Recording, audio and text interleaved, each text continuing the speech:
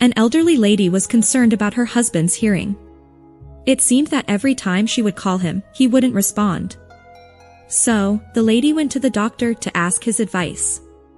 The doctor said to her, "When you go home, tell your husband to stand at the end of the hallway, and you should stand at the other end. Ask him what he wants for dinner. Continue to move him closer towards you until he responds to your question, so you know exactly how far away he is from you when he finally hears you." She thought this was a great idea. When she got home, she placed her husband at the end of the hallway and yelled, "Herbert, what do you want for dinner?" There was no response. She moved 10 feet closer. Again, she yelled, "Herbert, what do you want for dinner?" No response. She moved another 15 feet closer to where she was now practically face to face with her husband.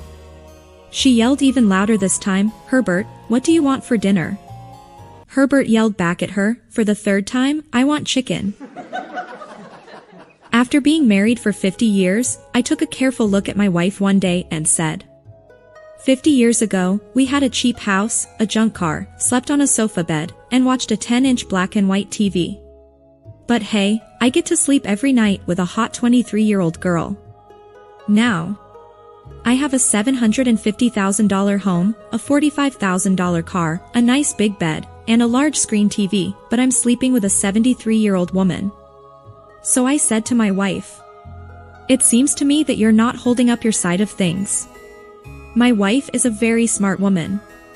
She told me to go out and find a hot 23-year-old girl, and she would make sure that I would once again be living in a cheap house, driving a junk car, sleeping on a sofa bed, and watching a 10-inch black and white TV. Aren't older women great?